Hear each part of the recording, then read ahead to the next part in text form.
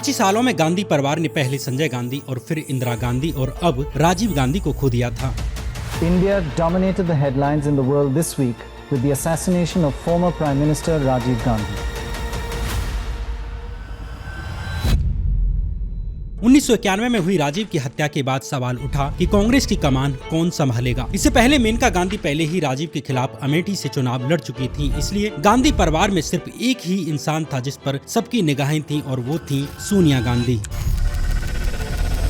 अब बड़े बड़े कांग्रेसी नेता सोनिया गांधी पर कांग्रेस प्रेसिडेंट का पद संभालने का दबाव बनाने लगते हैं ताकि पार्टी में कोई फूट ना पड़े। इसलिए राजीव के मर्डर के 24 घंटे के अंदर ही Congress working committee Congress president के पद के लिए सोनिया गांधी के नाम की घोषणा कर देती है। हालांकि सोनिया को कांग्रेस के इस मूव की जानकारी भी नहीं थी, क्योंकि कांग्रेस नेताओं ने सोनिया से इस बारे में कोई डिस्कशन ही नहीं किया था। कांग्रेस के इस फैसले के पीछे कई कारण बताए जाते हैं, जिनमें पहला कांग्रेस के अंदर प्रेसिडेंट पद के लिए होने वाले मुकाबले को खत्म करना था। वहीं कांग्रेस के राइवल्स का आरोप था कि कांग्रेस की कोशिश गांधी फैमिली की इस ट्रेजेडी को जल्द से जल्द वोट्स में कन्वर्ट करने की थी। लेकिन सोनिया कांग्रेस प्रेसिडेंट का ये पद लेने से इनकार कर देती हैं, ये कहते हुए कि ये उनके और बच्चों के लिए बहुत मुश्किल समय है। मैं आपको ये बात बता सकती हूँ कि उस दिन के बाद मैंने अपनी माँ की हंसी कभी उस तरह नहीं सुनी जैसे जब हंसते थे पिताजी।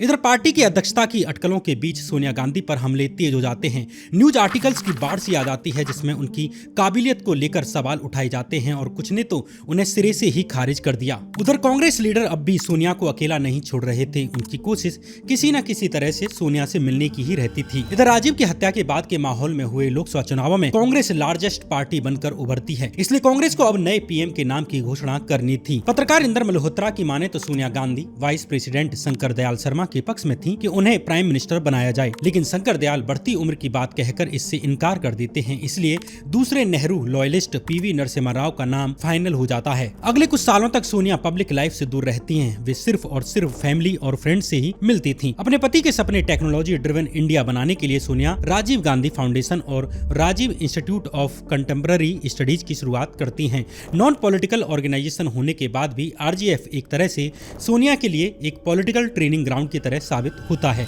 समय के साथ सोनिया ने इन मीटिंग्स में एक्टिवली पार्टिसिपेट करना शुरू कर दिया। उधर 6 दिसंबर 1992 के दिन आरएसएस और भारतीय जनता पार्टी से जुड़े लोगों ने बाबरी मस्जिद को गिरा दिया। मस्जिद गिराए जाने के बाद देश भर में सांप्रदायिक हिंसा भड़क जाती है। इन दंगों में हजारों लोग मारे जाते हैं, जिनमें बड़ी संख्या मुसलमानों की थी। इस समय यूपी में भारतीय जनता पार्टी और केंद्र में कांग्रेस की सरकार थी। इस पूरे घटनाक्रम को संभालने में नाकामयाब रहे पीवी नरसिम्हा राव यानी कि देश के प्रधानमंत्री की सरकार की काफी आलोचना होती है। आलोचकों का मानना था कि केंद्र सरकार मस्जिद गिराए जाने को रोकने में पूरी तरह से असफल साबित हुई है। इस घटना का कांग्रेस की इमेज पर भी गहरा असर पड़ता है। वहीं सोनिया गांधी ने बाबरी विध्वंस की कड़ी निंदा करते हुए कहा कि ये राजीव गांधी की कम्युनल हार्मनी और सेकुलर इंडिया की सोच के खिलाफ था। इधर कांग्रेस पार्टी के भीतर कलह शुरू हो जाती है। 1995 तक आते आते पीएम नरसिम्हा राव की लीडरशिप से निराश पार्टी के बड़े नेता पार्टी छोड़कर जाने लगते हैं। ऐसे ही कांग्रेस नेता एनडी तिवारी ने भी कांग्रेस से अलग होकर अपना एक अलग ग्रुप बना लिया था। इधर सोनिया भी राजीव गांधी की हत्या मामले में सुस्त पड़ी जांच के कारण अपनी ही सरकार से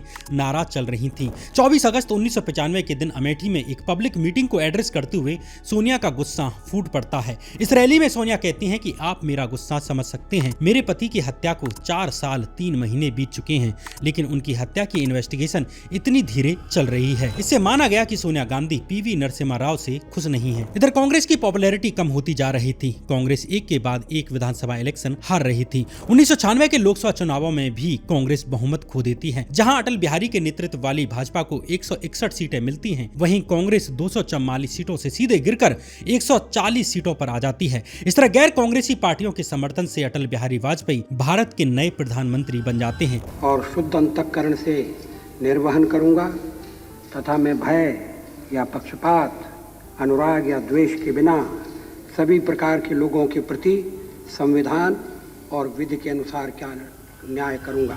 हालांकि वे 16 दिन ही सरकार चला पाते हैं, जिसके बाद वाजपेयी की सरकार गिर जाती है। हम संख्या बल के सामने सर झुकाते हैं और आपको विश्वास दिलाते हैं कि जो कार्य हमने अपने हाथ में लिया है वो जब तक राष्ट्रीय उद्देश्य पूरा नहीं कर लेंगे तब तक विश्राम से नहीं बैठेंगे, तब तक आराम से नहीं बैठेंगे।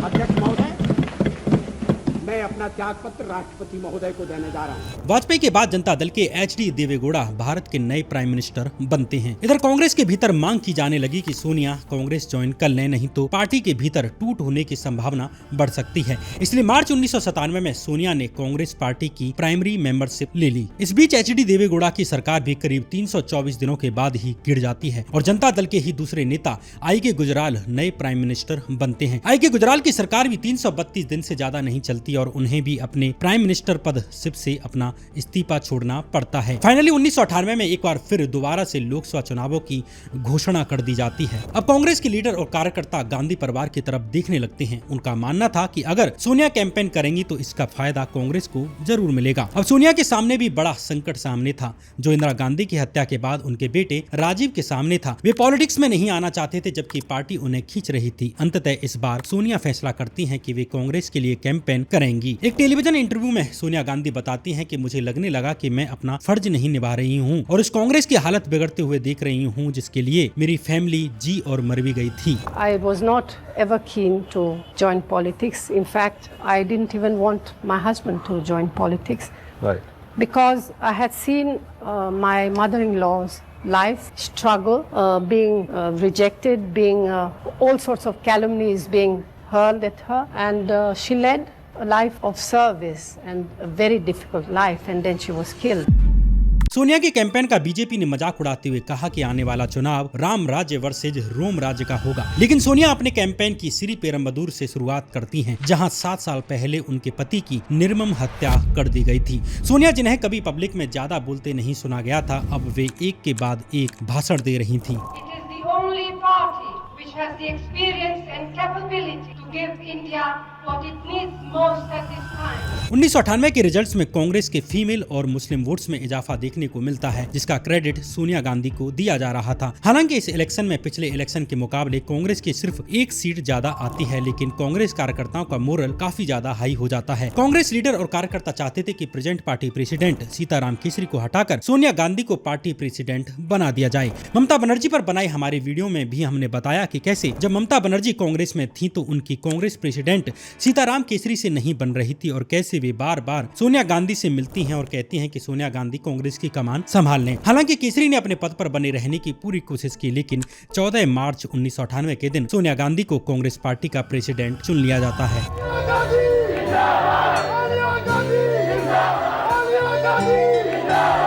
इधर 1998 के चुनावों में किसी को बहुमत नहीं आता। हालांकि इस बार भाजपा 21 सीटों की बढ़ोतरी के साथ 182 सीटें लेने में कामयाब रहती है। इसलिए एक बार फिर वाजपेयी गठबंधन की सरकार बनाने में कामयाब रहते हैं और प्रधानमंत्री बन जाते हैं। मैं अटल बिहारी वाजपेयी ईश्वर की शपथ लेता हूँ।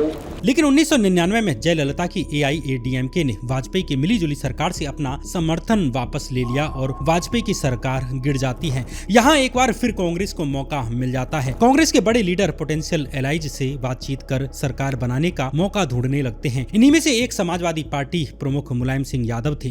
कांग्रेस लीडर सोनिया गांधी और मुलायम सिंह यादव के बीच 10 जनपद पर लगभग 45 मिनट की बातचीत होती है। इसके अगले दिन सोनिया गांधी प्रेसिडेंट KR नारायणन से मुलाकात करने के लिए जाती हैं और वहीं से प्रेस को इन्फॉर्म कर देती हैं कि कांग्रेस पार्टी के पास 272 का बहुमत आ चुका है। लेकिन मुलायम सिंह यादव सोनिया गांधी को विदेशी कहकर सपोर्ट देने से इनकार कर देते हैं। सोनिया के जल्दबाजी में दिए बयान से कांग्रेस और खुद सोनिया की काफी किरकिरी होती है, जो उनके लिए जिंदगी भर का एक सबक बन जाती है। एक अखबार को दिए इंटरव्यू में नेता सुब्रमण्यम स्वामी ने खुलासा किया था कि उस दौरान सोनिया मुलायम से बहुत नाराज हुई और उनसे नफरत करने लगी। एक बार फिर ऐसी स्थिति बन गई जैसी पहले के इलेक्शन में बनी थी, यानी कि किसी भी पार्टी के पास इतना सपोर्ट नहीं था कि सरकार बना सकें। इसलिए एक बार फिर 1999 के लोकसभा इलेक्शन की घोषणा कर दी जाती है। The Election Commission announcing its intention to hold the 13th Lok Sabha elections sometime in September and the first week of October this year.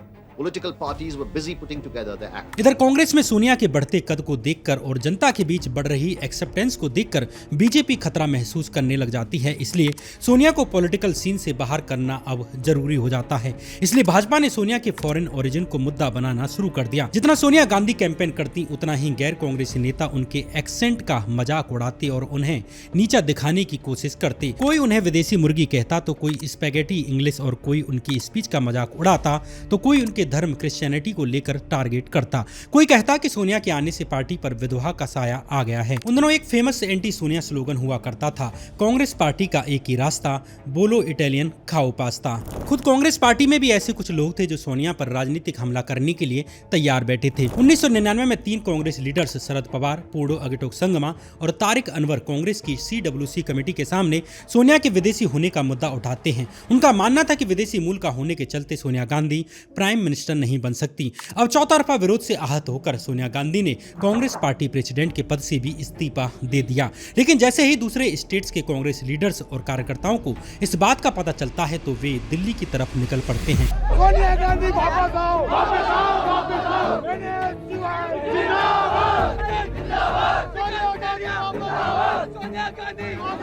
Delhi के एक स्टेडियम में अपने कार्यकर्ताओं को संबोधित करते हुए सोनिया कहती हैं कि अपनी ही पार्टी के लोगों के द्वारा उनके खिलाफ जो संदेह के बीज बोए जा रहे हैं वे उससे बहुत आहत हैं। इसके बाद जिन्हें भी सोनिया को लेकर डाउट था उन्हें पार्टी छोड़कर जाने के लिए कह दिया जाता है। इधर पार्टी से निष्कासित शरद पवार संगमा और तारिक के साथ मिलकर अपनी अलग पार्टी नेशनलिस्ट कांग्रेस पार्टी यानी कि NCP बना लेते हैं। 1999 के लोकसभा इलेक्शन में खड़े होने के लिए पहली बार सोनिया गांधी यूपी की अमेठी सीट और कर्नाटक की बेल्लारी सीट से नॉमिनेशन फाइल कर देती हैं। भाजपा ने बेल्लारी में सोनिया के खिलाफ अपनी बड़ी नेता सुषमा स्वराज को उतार दिया, लेकिन इन दोनों ही सीटों पर सोनिया गांधी की बड़ी जीत होती है। हालांकि लास्ट में सोनिया इन दोनों सीटों में से अमेठी सीट को रिप्रेजेंट करने का फैसला करती हैं। इस चुनाव में भाजपा की एक बार फिर 182 सीटें आती हैं, वहीं कांग्रेस पार्टी के अंदर टूट के कारण 114 सीटें रह जाती हैं। The result of the Lok Sabha elections has not come up to our expectations, and the party has suffered reverses. इस तरह एक बार फिर अटल बिहारी वाजपेयी देश के प्रधानमंत्री बन जाते हैं। वहीं सोनिया गांधी लोकसभा के भीतर लीडर ऑफ अपोजिशन चुन ली जाती हैं। मैं सोनिया गांधी जो लोकसभा की सदस्य निर्वाचित हुई हूँ। अगले साल 2000 में एक बार फिर कांग्रेस पार्टी के भीतर प्रेसिडेंट चुनाव होते हैं, जिसमें सोनिया गांधी ने जितेंद्र प्रसाद को 97% के भारी अंतर से हरा दिया और एक बार फिर कांग्रेस की प्रेसिडेंट बन जाती हैं। दूसरी तरफ वाजपेयी की सरकार भी पूरे 5 साल तक चलती है। इधर 2004 में आने वाले लोकसभा इलेक्शन से पहले सोनिया गांधी कांग्रेस को मजबूत करने के लिए पढ़े लिखे युवाओं को कांग्रेस में शामिल करना शुरू कर देती हैं और उन्हें जिम्मेदारी भी देती हैं। सचिन पायलट, नवीन जिंदल इन्हीं में से एक थे। दिसंबर 2003 में सोनिया गांधी खुद 148 रैलियां करती हैं। वहीं वाजपेयी की भाजपा की तरफ से साइनिंग इंडिया का नारा दिया जाता है। सबको लग रहा था कि वाजपेयी 2004 का इलेक्शन जीतने वाले हैं, लेकिन इस बार मामला पूरी तरह से उलट जाता है।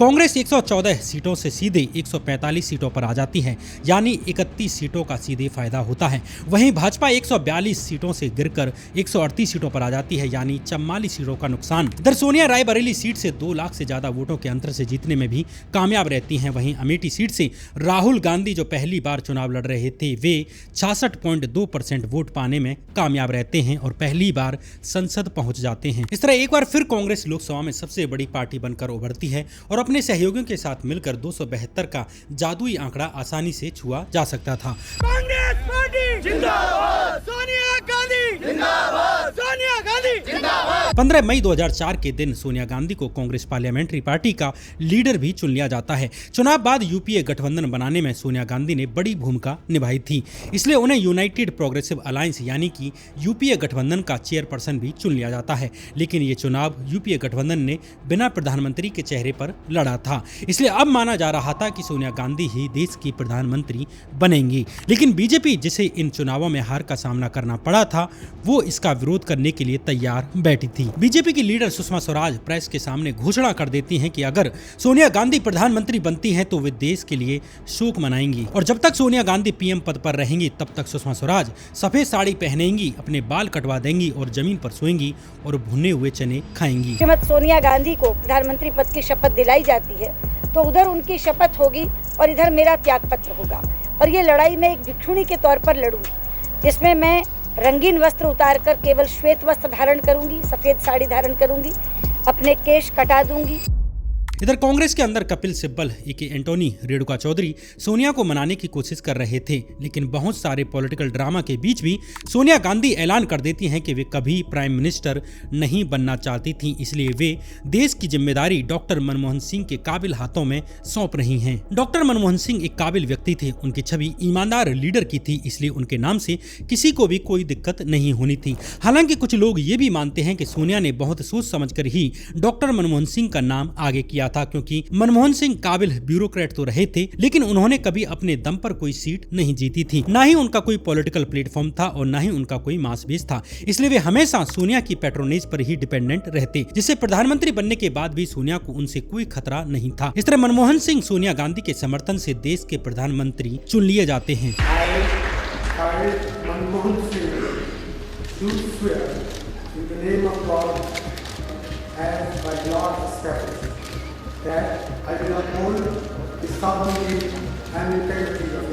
इधर जून 2004 में सोनिया सिविल सोसाइटी के एक्सपर्ट्स के साथ मिलकर नेशनल एडवाइजरी काउंसिल यानी कि एनएसी का गठन कर देती हैं। इस काउंसिल का काम ऐसी नीतियां तैयार करना था जिन्हें बाद में सरकार के सामने लागू करने के लिए पेश किया जा सके। सोनिया गांधी खुद इस काउंसिल की चेयरपर्सन थी। क्योंकि ये पैनल सरकार के बाहर था, इसलिए यूपीए गठबंधन की तरफ से इस पर कोई जवाबदेही भी नहीं थी। हालांकि बीजेपी ने आरोप लगाया कि सोनिया गांधी ने सांसद होते हुए भी एनएसी के अध्यक्ष के तौर पर लाभ का पद संभाल रखा है, इसलिए बीजेपी प्रेसिडेंट के सामने सोनिया को लोकसभा से डिस्क्वालीफाई करने की मांग रखने वाली थी। लेकिन इससे पहले ही सोनिया ने एनएसी की अध्यक्षता और रायबरेली के सांसद दोनों के पद से रिजाइन कर दिया। अपने स्टेटमेंट में सोनिया ने कहा कि इन आरोपों से उन्हें बहुत दुख पहुंचा है, क्योंकि वे पहले ही साफ कर चुकी हैं कि वे राजनीति में निजी फायदे के लिए नहीं आई हैं। उनका प्रण लोगों की सेवा करना और भारत के सेक्युलर आइडिया को बचाना है। हालांकि 2008 में parliamentary joint committee advisory officers को लाभ का पद मानने से इनकार कर देती है, इसलिए सोनिया एक बार फिर NAC 2 की चेयरपर्सन चुनी जाती हैं। वहीं रायबरेली में हुए उपचुनावों में भी सोनिया 4 लाख से ज्यादा वोटों से जीत जाती हैं। मैं आपको भरोसा दिलाती हूँ